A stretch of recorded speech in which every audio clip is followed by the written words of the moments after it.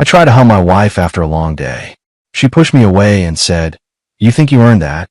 By morning, I left a note, "Earn my return." What I discovered next, about her, her sister, and the man she'd been seeing for 10 years, made me question everything, including my own son. My name is Dean Pritchard. I'm 44 years old, and I run a small accounting firm in Columbus, Ohio. For 17 years, I thought I had built something solid. A beautiful home, a successful business, 2 kids I would die for, and a wife who I believed loved me back. I was wrong about that last part. That Tuesday started normally enough. I came home exhausted from tax season preparations, shoulders tight from hunching over spreadsheets all day. Nadine stood at the kitchen counter, her back to me, that familiar floral robe wrapped around her. Shane, our 16-year-old, was upstairs doing homework. Haley, 13, had already gone to bed. I walked up behind Nadine and reached out to hug her. Nothing dramatic, just the kind of embrace a husband gives his wife after a long day. But the moment my arms touched her shoulders, she recoiled. She actually stepped away from me like I carried some disease. "What do you think you're doing?" Nadine's voice was ice cold. "I was trying to hug my wife," I said, confused. "Is that a crime now?" She turned to face me, and what I saw in her eyes wasn't anger. It was something worse. It was contempt. "You think you earned that?" she asked. "You come home, barely talk to me, buried in your numbers all day, and you think a hug makes everything fine?" I stood frozen. 17 years of marriage, and she looked at me like I was a stranger asking for spare change. "Nadine, what's going on with you?" "Nothing's going on with me, Dean. Maybe something's finally going right." She walked past me without another word, taking her tea upstairs. I stood in that kitchen for 20 minutes, replaying every moment, wondering when my wife had become someone I didn't recognize. I didn't sleep that night. Instead, I sat in my home office, staring at our wedding photo on the shelf. By 4 in the morning, I had made my decision. I packed one bag with essentials and wrote a note on the kitchen counter where she'd find it with her morning coffee.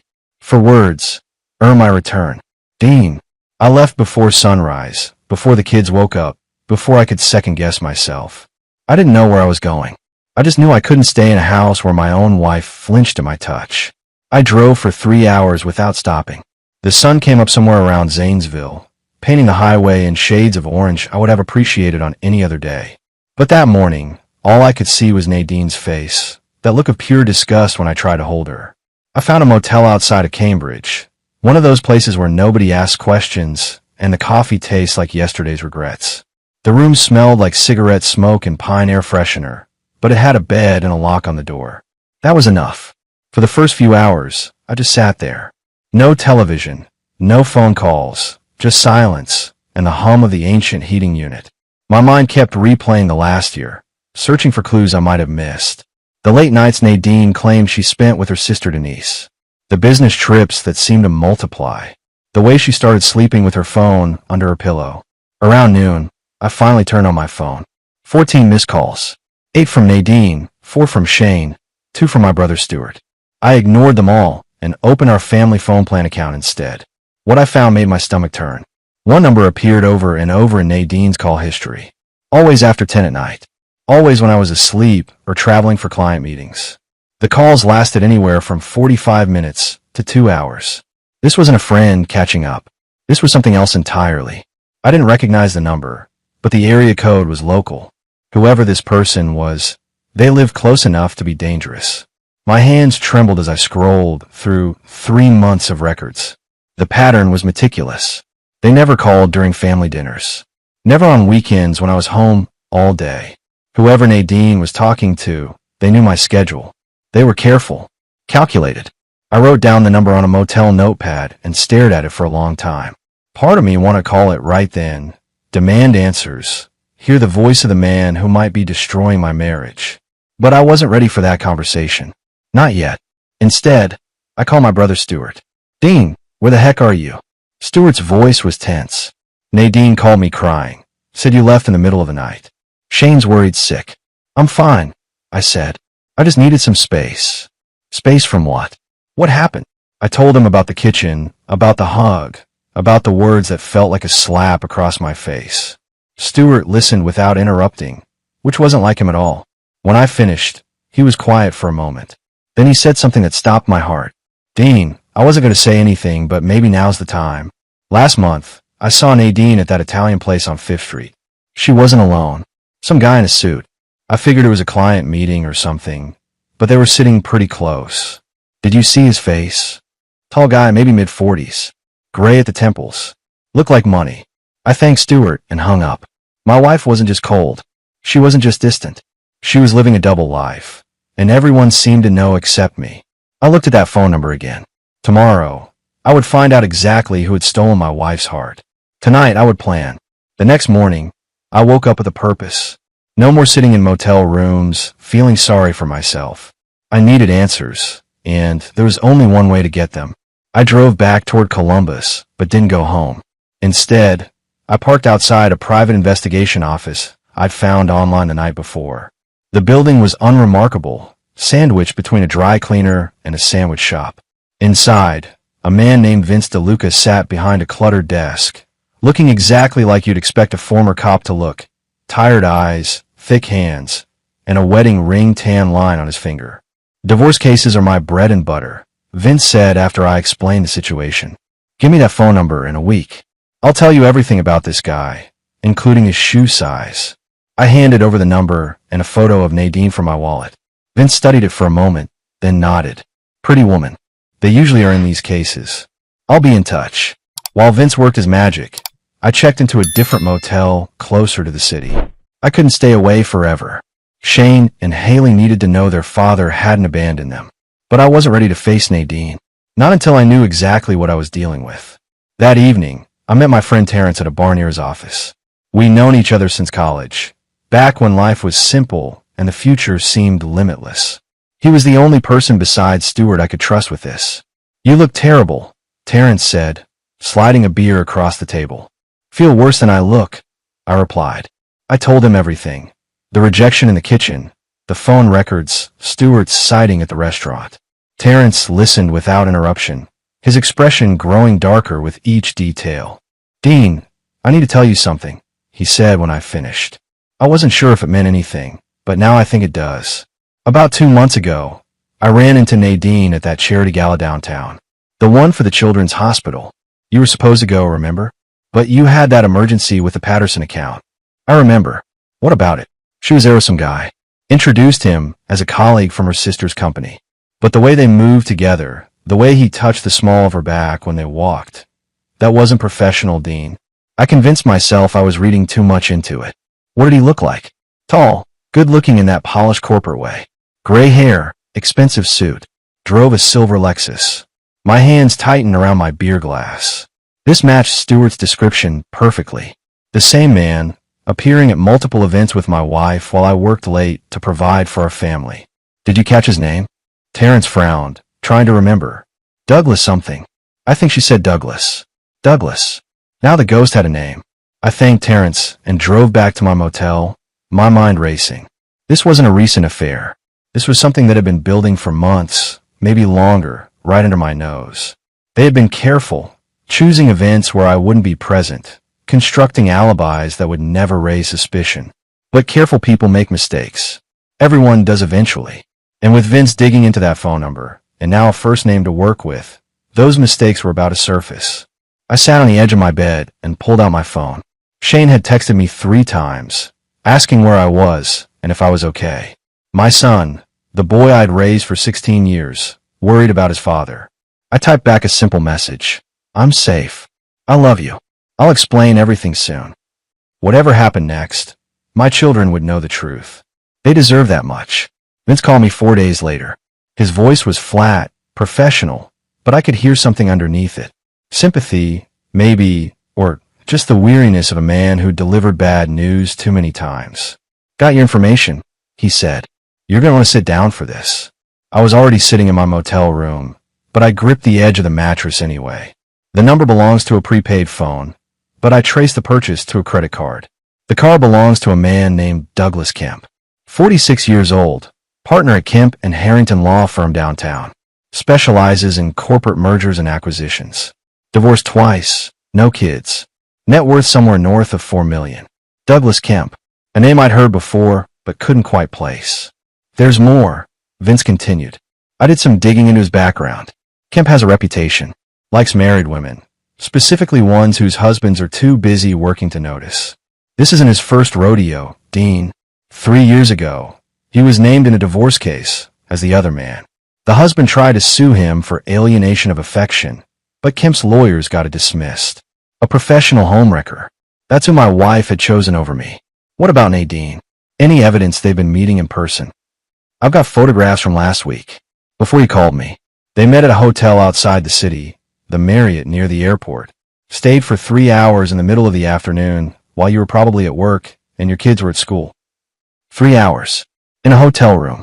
While I ran numbers for clients who trusted me to handle their finances, my wife was handling something else entirely. Send me everything, I said. Photos, records, all of it. Already in your email. Dean, one more thing.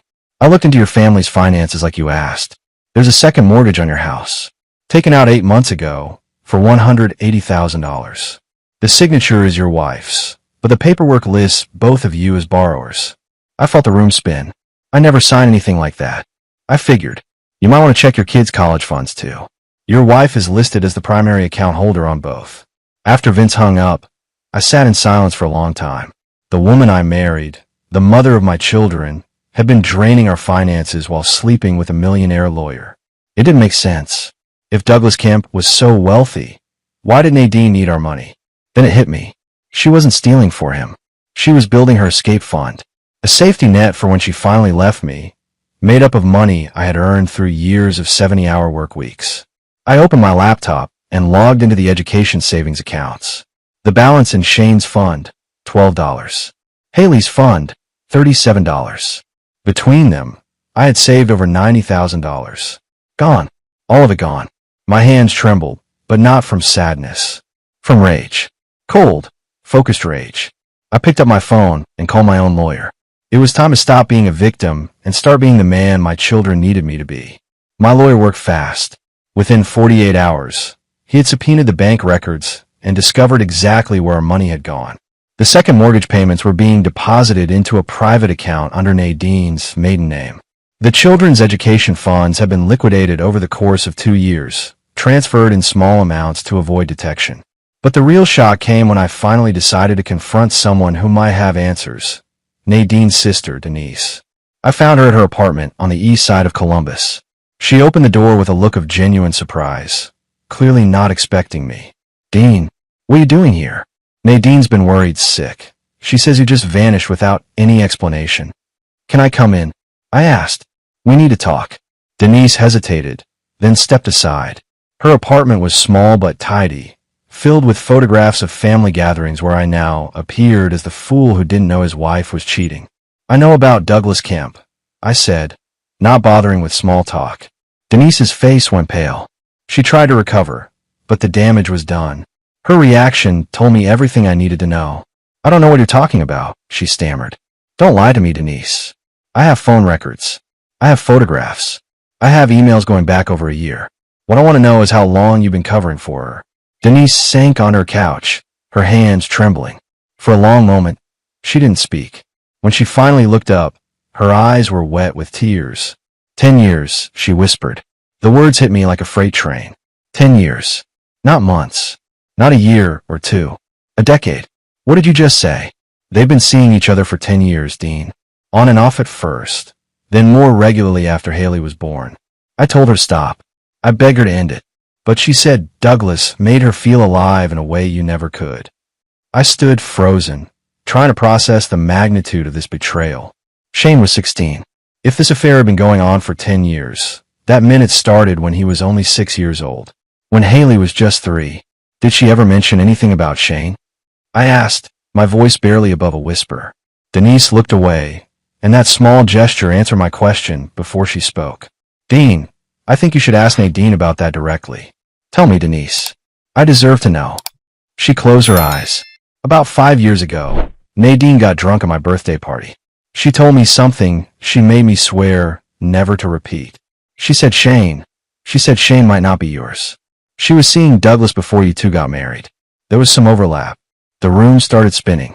My son, the boy I had coached in Little League, helped with homework, taught to drive. The boy who had my last name and called me Dad. He might not be mine. Did she ever confirm it? Did she do a test? She refused. She said she didn't want to know. She said it didn't matter because you were raising him anyway. I walked out of Denise's apartment without another word. My legs carried me to my car, but I couldn't drive. I just sat there, hands on the steering wheel, staring at nothing. 10 years. My wife had been living a double life for 10 years. And my son, the child I loved more than anything, might be the biological child of the man she was sleeping with. I pulled out my phone and searched for DNA testing services. There was a clinic 20 minutes away that offered same-day paternity tests. All I needed was a sample from Shane. Tomorrow, I would know the truth. And whatever that truth was, it would change everything. Getting Shane's DNA was easier than I expected. I called him and asked if he wanted to grab lunch, just the two of us. He agreed immediately, clearly relieved to hear from me after days of silence. We met at a diner near his school. Shane looked tired, dark circles under his eyes, his usual easy smile replaced by worry. "Dad, what's going on?" he asked before we even ordered. "Mom says you're having some kind of crisis. She says you need space, but she won't explain anything. I've been going crazy." "I'm fine, son. Your mother and I are having some problems, but that has nothing to do with how much I love you and your sister." "What kind of problems?" I wasn't ready to tell him everything. Not yet. Not until I knew whether the boy sitting across from me shared my blood. "Adult problems," I said. "Things that happen between your mother and me. But I promise, when the time is right, I'll explain everything. For now, I just needed to see you." We talked for an hour about school, about his plans for college, about the girl he'd started dating. Normal father-son conversation, except nothing about it felt normal anymore. When Shane got up to use the restroom, I grabbed his soda cup and slipped it into a plastic bag I'd brought specifically for this purpose. His saliva would be enough for the test. 2 days later, I sat in the DNA clinic waiting room, my heart pounding against my ribs. The technician called my name and handed me an envelope. Her face was professionally neutral, but something in her eyes suggested she knew this moment would change my life. I opened the envelope right there in the waiting room. Probability of paternity, 0%. The alleged father is excluded as the biological father of the tested child. 0%. Not low probability. 0. Shane wasn't my son. He had never been my son. For 16 years, I had poured my heart and soul into raising another man's child while that man was sleeping with my wife. I don't remember driving back to my hotel. I don't remember parking the car or walking to my room. The next thing I knew, I was sitting on the edge of the bed, holding the results in hands that wouldn't stop shaking. Douglas Kemp wasn't just Nadine's lover. He was Shane's father, and everyone knew except me. I thought about Denise, who had kept this secret for years. I thought about Nadine, who had watched me bond with Shane, who had let me sacrifice and provide and love, knowing the whole time that I was raising her lover's child. But most of all, I thought about Shane. That boy loved me. He called me Dad without hesitation, came to me with his problems, trusted me completely. And none of that was his fault. He was as much a victim in this as I was. I made a decision in that hotel room. Shane would always be my son in every way that mattered. Biology doesn't make a father. Showing up does. And I had shown up every single day for 16 years. But Nadine was going to pay for this. Not with anger, not with screaming, but with consequences. Legal, financial, and social consequences that would follow her for the rest of her life. I picked up my phone and called my lawyer. It was time to file for divorce. Nadine called me 2 weeks after I left. Not to apologize, not to explain, but to propose marriage counseling. Her voice was sweet, almost pleading, a tone I hadn't heard in years. "Dean, please. Whatever's happening between us, we can work through it. I've already made an appointment with a therapist. Dr. Vivian Crane. She comes highly recommended. Just give us 1 session. For the kids, if nothing else. For the kids." She knew exactly which buttons to push. Against my better judgment, I agreed. Not because I believe in reconciliation, but because I wanted to see what game she was playing. My lawyer had advised me to avoid direct confrontation until the divorce papers were ready. This seemed like a safe middle ground. The therapist office was in an upscale building near the Short North District. Leather chairs, soft lighting, abstract art on the walls.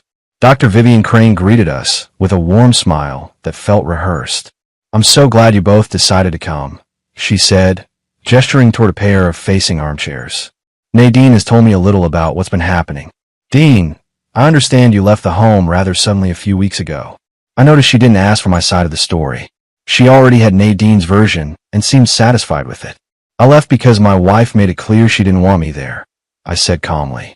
Dr. Crane nodded sympathetically, but her eyes stayed on me with an intensity that felt more like evaluation than understanding. Nadine mentioned that you've been under a lot of stress at work, that you've become emotionally distant over the past year. Would you say that's accurate? I looked at Nadine, who sat with her hands folded, the picture of wounded innocence. No, I said.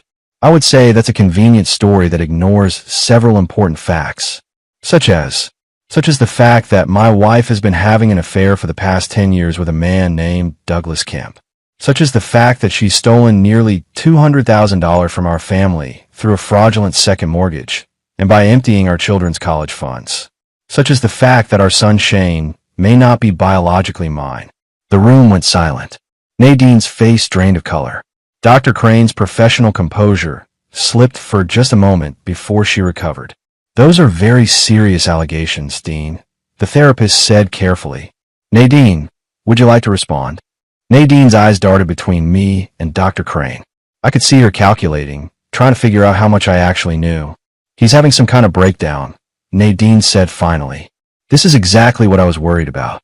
He's become paranoid, delusional. He needs help, Vivian. Vivian, not Dr. Crane. First name basis. And suddenly I understood. This wasn't therapy. This was a setup. Dr. Vivian Crane wasn't a neutral counselor. She was Nadine's friend, probably recruited to document my supposed mental instability for the divorce proceedings. I stood up slowly, buttoning my jacket. I think we're done here, I said. Dean, please sit down, Dr. Crane urged. Running away from difficult conversations won't solve anything. I'm not running away. I'm recognizing a trap when I see one. Dr. Crane, how long have you known my wife? Before today, I mean. The therapist's hesitation told me everything. I don't see how that's relevant to our session.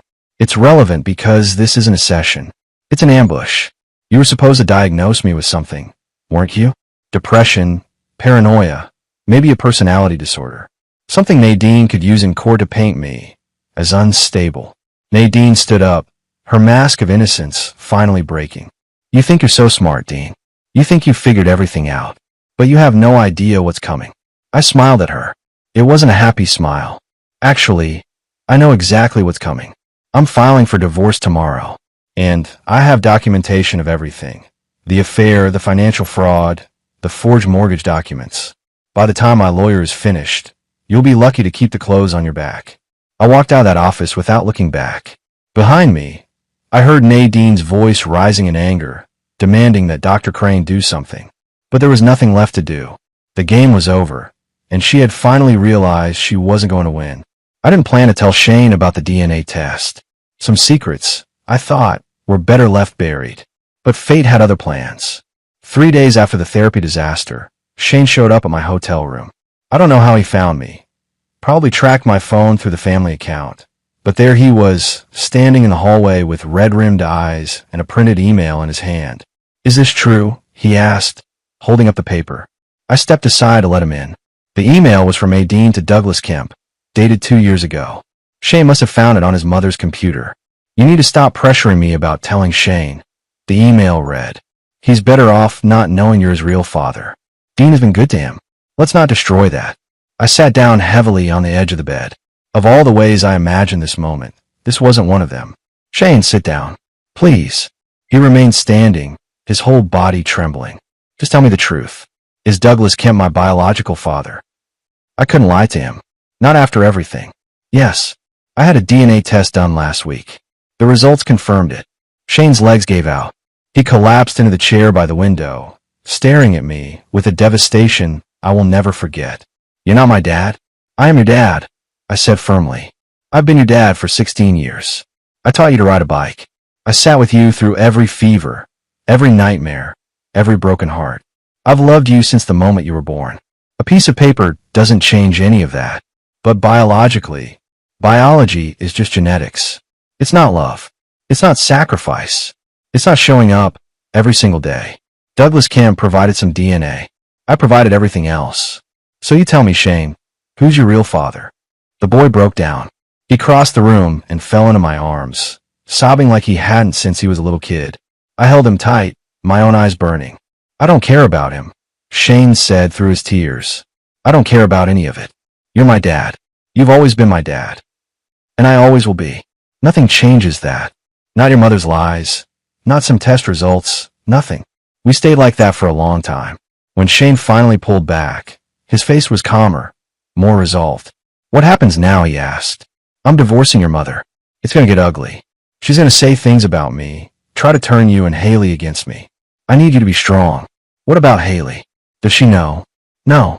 And I'm not sure she needs to. She's only 13. This is between your mother and me. You kids shouldn't have to carry our burdens. Shane nodded slowly. I want to stay with you. When the divorce happens, I want to live with you. That might be complicated. Your mother will fight for custody. Then we fight back, Shane said, and in that moment I saw myself in him. Not genetics, but character. The way a man faces adversity. Yeah, I agreed. We fight back. Together.